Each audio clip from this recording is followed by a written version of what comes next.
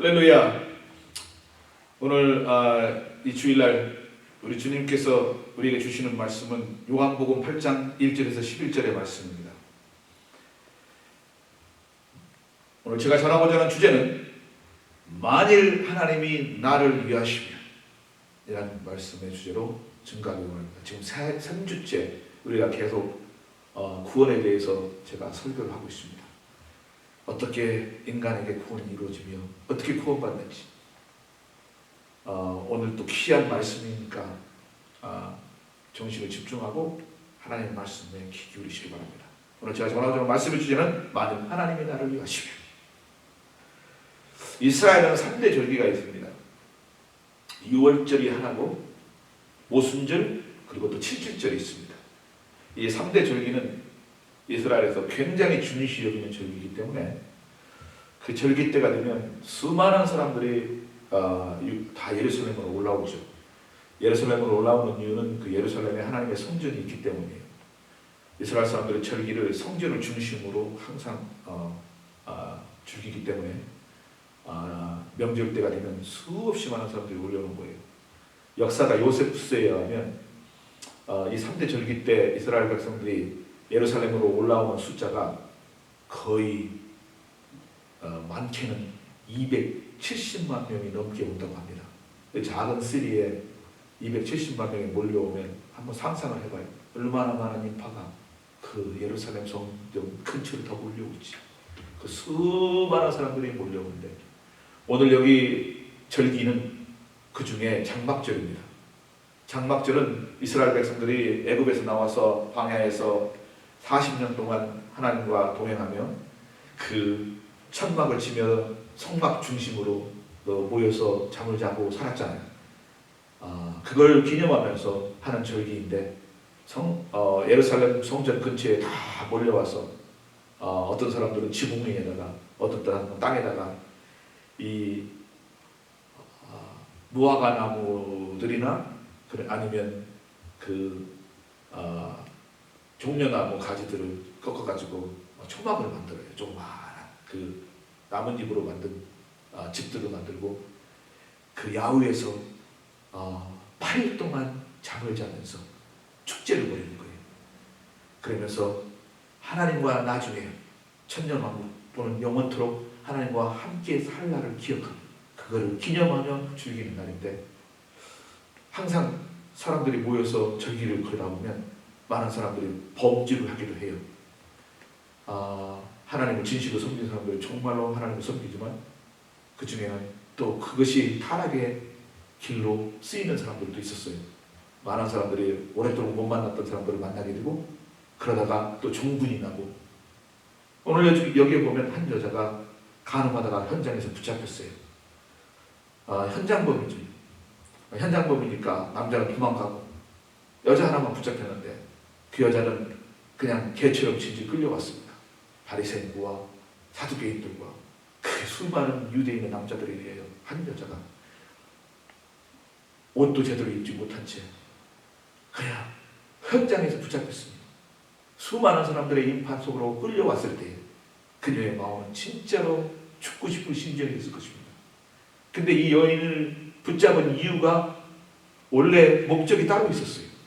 그것이 요한복음 8장 3절에서 6절에 나오죠. 서기관들과 바리새인들이 간음 중에 잡힌 여자를 끌고 와서 가운데 세우고 예수께 말하되 선생님이여 이 여자가 간음하다가 현장에서 붙잡혔나이다. 모세는 율법에 이러한 여자를 돌로 치라 명하였거니와 선생님은 어떻게 말하겠나이까. 저희가 이렇게 말하면 고소할 조건을 얻고자 하여 예수를 시험하리라 그랬어요. 그러니까 목적은 예수님을 어떻게 올무에다 넣어서 그를 죽일까 하는 거예요.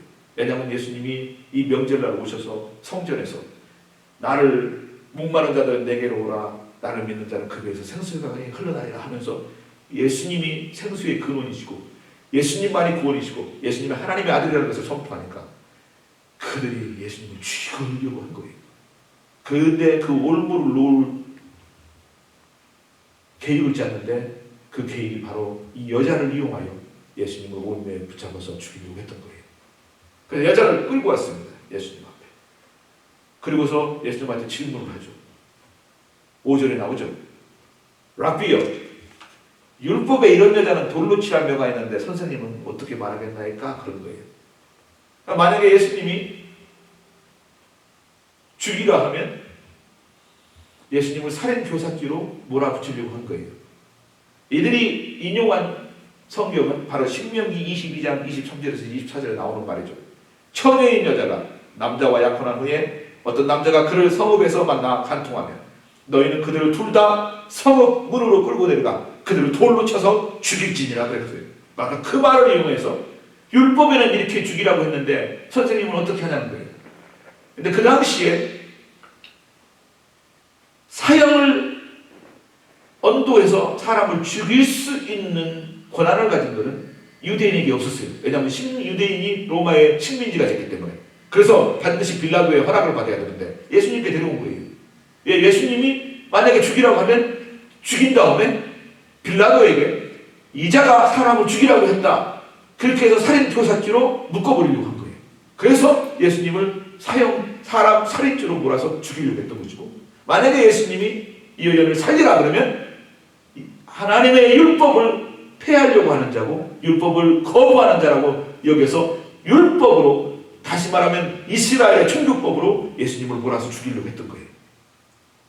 그런데 그런 와중에 예수님은 그 인파와 그 바리새인과 그 사두개인들의 그 음계와 그 못된 것에 관심이 있는 게 아니라 우리 예수님은 바로 이 불쌍한 여자의 편에 이 불쌍한 여자를 보시기 시작합니다. 그러더니 앉으셔서 땅에다가 손가락으로 글씨를 쓰기 시작합니다. 죽이라. 죽이지 말라는 말씀도 안 하시고, 그러니까 바리새인과 사두개인들이 기다리는 건 뭐예요? 그 입에서 떨어지는 말인데 예수님은 말씀을 안 하시고 앉으셔서 글을 쓰는 거예요. 땅바닥에다가 글을 쓰시는데 예수님이 뭐라고 썼을까요? 우리 성도님들 한번 생각해봐요. 저 여인을 어떻게 살릴까 계산하고 계셨을까요? 아니면 저런 나쁜 놈들 하면서 바리새인과 사두개인을 욕하고 계셨을까요? 아니면 예수님이 그림을 그리며 그들을 무시하는 행동을 했을까요? 땅바닥에 예수님이 글씨를 쓰는 장면이 출애굽기 31장 18절에 보면 또 한 분이 글씨를 쓰기 시작합니다. 그게 뭐죠? 이스라엘 백성들이 애굽에서 나왔을 때에 모세가 40일 동안 금식하며 시내산에 올라가 하나님을 만나고 하나님이 그에게 돌판에다가 십계명을 써서 주죠. 그때 그 십계명을 그 본문에 보면 하나님이 그의 손가락으로 십계명을 써서 그에게 주었다고 나옵니다. 바로 예수님이 오늘 이 땅바닥에 글씨를 쓰고 있는 것은 바로 십계명을 쓰고 있었던 거예요.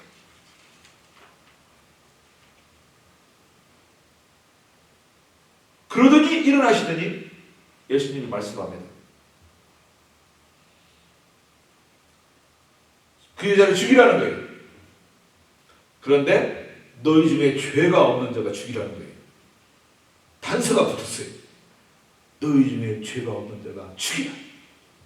그러더니 다시 앉아서 손가락으로 글씨를 또 쓰기 시작해. 아무 말씀도 안 하시고 십계명을 다시 쓰기 시작하는 거예요.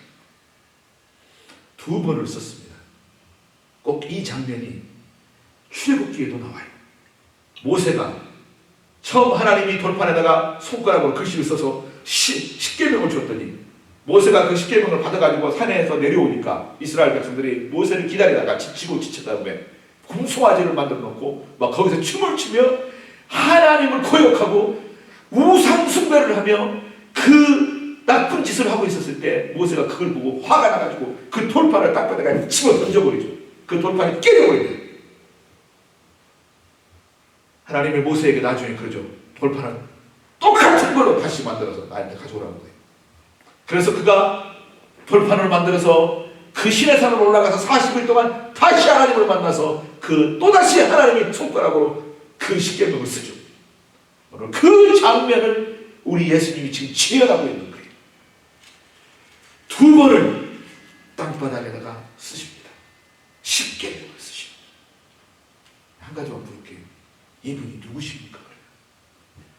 그 출애굽기에 모세에게 십계명을 주고 이스라엘 백성들에게 율법을 주신 그 분이 누구라는 거예요? 바로 이 예수 그리스도시라는 거예요. 예수님이 바로 그 십계명을 모세에게 주었던 그 하나님이 오늘 이 땅에 오셔서 지금 이 곳에 와 있는 거예요. 바로 그걸 보여주는 거예요. 오늘 예수님은 땅바닥에 십계명을 쓰고 있지만 예수님은 거룩하신 하나님이래요. 그 이스라엘의 백성들의 마음에다가 양심에다가 지금 십계명을 쓰고 있는 거예요. 다시 말하면 하나님의 의를 지금 그들 앞에 드러내 보이는 겁니다. 그 순간 그들에게 엄청난 변화가 일어납니다. 그 수많은 사람들이 정죄로 가득 찼던 사람들이 남을 정죄하는 것은 자기가 의롭다고 여기기 때문이 아니에요. 근데 자기가 의롭다고 여기고 돌을 들고 그 여자를 쳐서 죽이려고 하는 그 순간에 예수님이 그들의 양심에다가 하나님의 의를 드러내니까 그 중에 아무도 그 의 가운데 그 가운데 서 있을 수 있었던 사람은 하나도 없는 거예요. 다 죄인인 거예요. 하나님의 의가 드러나니까 그 하나님이 그들의 마음을 들어보셔서 너희들이 얼마나 더러운 인간들인지, 너희들이 얼마나 율법에서 벗어났는지, 너희가 얼마나 더러운 사악한 인간들인지 그 모습을 불어내는 순간 그 예수님 앞에, 그 거룩한 하나님 앞에 설 수 있었던 죄인들은 한 명도 없는 거예요. 오늘 본문에 보면 나이가 가장 많은 사람들부터 그 집었던 돌을 땅바닥에 내려놓기 시작합니다. 갑자기 그 마음에 정직함이 들어온 거예요. 하나님의 말씀, 율법이 우리 예수님이 그들의 마음속에 비추기 시작할 때 그들 속에 더러운 그들의 삶은 이 여인보다 더 더러운 거예요. 이 여인이 그냥 더러운 사람인 줄 알았는데, 자기들은 의롭다고 생각했는데 실제로는 이 여인보다 더 더러운 자기들을 발견하면서 나이가 가장 많은 사람들부터 슬쩍 돌을 내려놓더니 부끄러운 마음을 주체할 수 없어서 손살같이 도망가기 시작합니다. 더 젊은 사람, 더 젊은 사람, 마지막에는 아이들까지 단 하나도 남지 않냐고 다 도망갔습니다. 돌을 내려놓고. 뭘 얘기하는 거예요? 이 세상에는 우리의 의로 구원받을 사람이 하나도 없다. 만약에 하나님, 그분의 은혜와 그분의 사랑이 아니면 그 누구도 그 하나님의 의 가운데 서서 그분을 만날 수 있는 사람은 한 명도 없는 거예요. 예수님이 율법을 다 땅에 쓰기도 전에 이미 그들은 다 도망가 버렸어요. 예수님은 아직도 이 땅에서 일어나지 않았습니다. 글씨를 쓰고 있었어요. 아직도 그들은 예수님의 10계명에 1계명, 2계명, 3계명도 쓰기 전에 다 도망갔어요. 왜요? 이 여인은 현장에서 붙잡혔기 때문에 죄인으로 드러났지만 그들은 안 붙잡혔을 뿐이지 그들이 그 삶 속에서 저지른 죄악은 이 여인보다 더 큰 거예요. 감추이는 죄악들이, 그 마음속에 수많은 죄악들이 1계명부터 걸리는 거예요. 1계명이 뭐죠? 네 여호와 하나님을 만을 섬기라는 그 말. 너에게 우상을 두지 말라는 말. 그 한마디도 다 걸리는 거예요. 왜냐하면 이들은 세상을 더 좋아하고 돈을 더 좋아하고 물질을 더 좋아하고 하나님보다 더 사랑하는 것들이 너무 많았던 이들은 그 1계명 자체 2계명도 못 넘어가고 다 도망가는 거예요. 먼 날 우리 예수 그리스도의 의에 없이 먼 날 우리 하나님의 백보자 심판에 섰을 때 인간들은 그분 앞에 아무도 설 수 없는 겁니다. 다 부끄러운 마음으로 다 도망칠 수밖에 없어요. 지옥으로 손살같이 다 가갈 수밖에 없는 거예요. 예수님이 일어나서 여자에게 묻습니다. 여자여, 너를 정죄하는 자들이 있느냐? 그 여인이 고개를 떨구고 있다가 눈을 들어 사방을 돌아봅니다. 자기를 정죄하던 자들이 거기에 한 명도 없고 다 도망갔어요.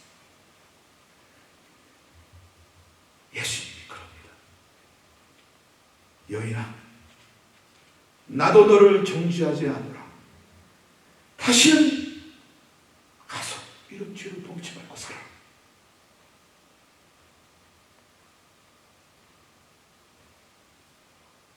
여러분, 이 여인을 돌로 쳐서 죽일 수 있는 의를 가지신 분은 누구밖에 없어요. 예수님이. 예수님은 이 율법의 주인이시고 이 율법의 심판자시고 이 율법의 주인이시며 율법을 관장하시는 분이시며 이 율법의 왕이시며 율법의 하나님이시며 이 심판주시고 이 심판주만이 이 여자를 돌로 들어 쳐서 죽일 수가 있는데, 이 심판할 수 있는 권세를 가지신 분이 바로 예수님 밖에는 없다는 거예요. 근데 그분이 이 여인을 심판하지 아니하고 정죄하지 않겠다고 선언하는 거예요. 여인아, 내가 너를 정죄하지 않겠노라. 이 땅에 우리 예수님이 우리를 위하시며 나를 사랑하셔서 나를 가려주기 위해서 이 처참한 죄악의 상황 속에서 나를 구원하시기 위하여 그분이 내 편이 되신 거예요. 바로 이 여인 편에 서서 이 여인을 위하여서 오늘 서서 이 여인을 감싸고 있고, 그 수많은 사람들의 정죄와 그 수많은 사람들의 손가락질과 그 수많은 사람들의 돌팔매질을 모두 다 막아내시고 내어 쫓아버리신 우리 예수, 그게 복음이에요. 나같이 못난 것을 그분이 그분의 법으로부터 지켜주는 거예요. 이 여인이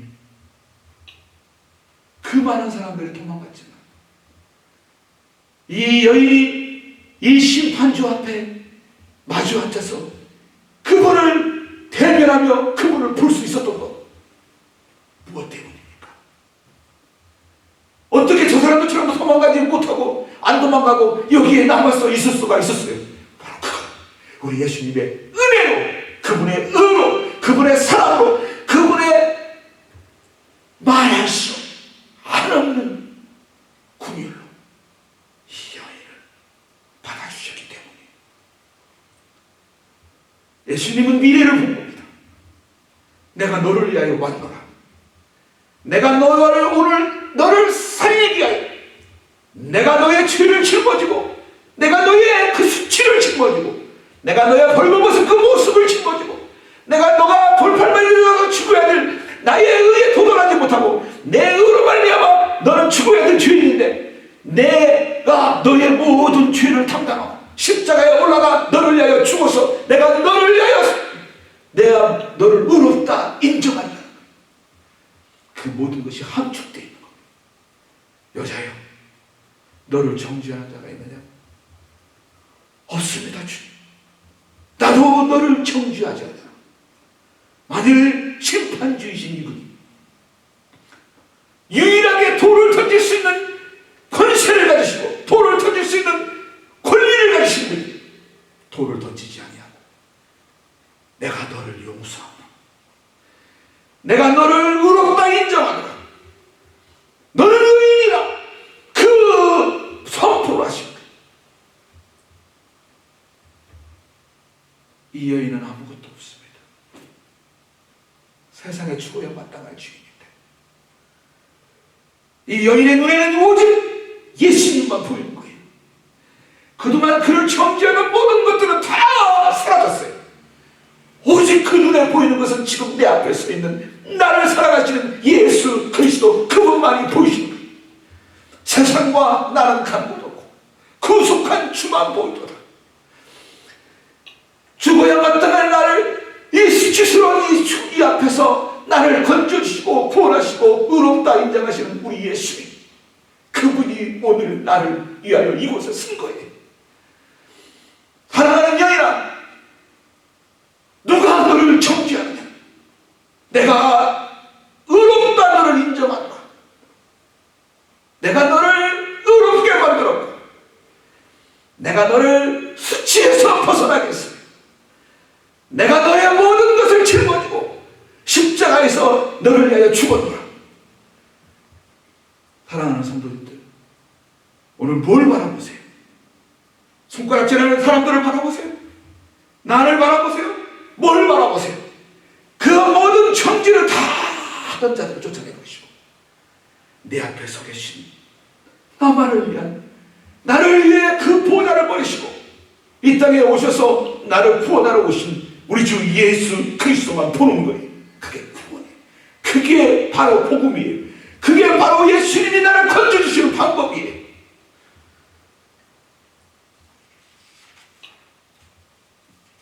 아멘. 예수님이 그 여인에게 묻습니다. 그 물으신 목적, 그 여인의 마음속에 다시 확정시키는 거예요. 심판주이신 이분이 용서를 하면 너를 이 우주에서 그 어느 누구도 너를 아무도 정죄할 수 없다 가르쳐 주신 거예요. 고린도전서 15장 59절에 나옵니다. 사망아, 너의 이기는 것이 어디 있느냐? 사망아, 너의 쏘는 것이 어디 있느냐? 사망에 쏘는 것은 죄요, 죄의 권능은 율법이다. 그러나 우리 주 예수 그리스도로 말미암아 우리에게 이김을 주시는 하나님께 감사하리로다.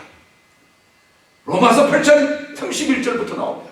그런즉 우리가 이 일에 대하여 무슨 말을 하리? 만일 하나님이 우리를 위하시면 누가 우리를 대적하니? 자기 아들을 아끼지 아니하시고 우리 모든 사람을 위하여 내어주시니가 어찌 그 아들과 함께 주 모든 것을 우리에게 은사로 주시지 아니하겠느냐?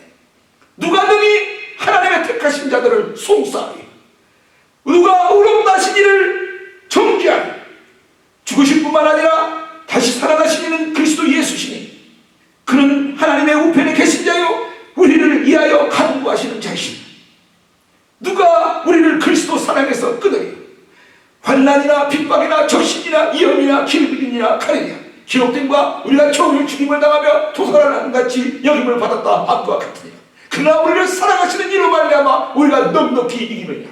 내가 확신하노니 사망이나 생명이나 천사들이나 권세자들이나 현재이나 참내이나 높음이나 깊음이나 그 다른 아무 피조물이라도 우리를 그리스도 예수 안에 있는 하나님의 사랑에서 끊을 수가 없으리라.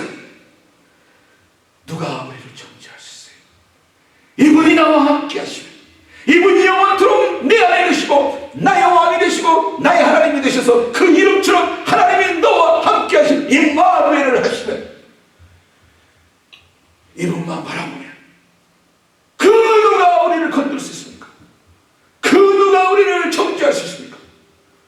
하나님이 의롭다 하신 자를 누가 나쁘다고 말하며 누가 죄인이라고 말하며 누가 손가락질할 수 있습니까? 우리 예수님을 기억하십시다. 복음은 나의 의로운 뿐만 아니라 오늘 예수님이 분명히 보여주는 거예요. 네가 의로워서 의로운 게 아니라 내가 너를 죄를 사해서 너의 마음속에 담대하고 내 피로 가려줘서 네 앞에 쓸 수 있도록 만들었기 때문에 네가 내 앞에 있는 것이라. 내가 너를 가르치지 아니하면, 내가 너를 위하여 죽지 아니하면, 내가 너를 내 의로 덮어주지 아니하면 내 앞에 너는 쓸 수 없다는 거야.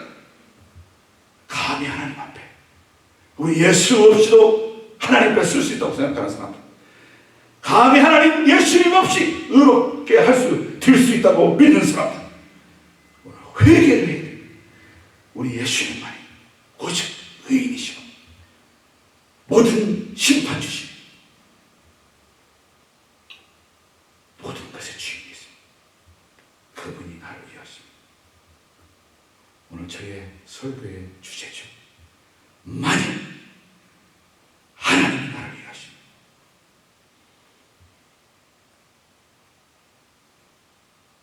기도하겠습니다.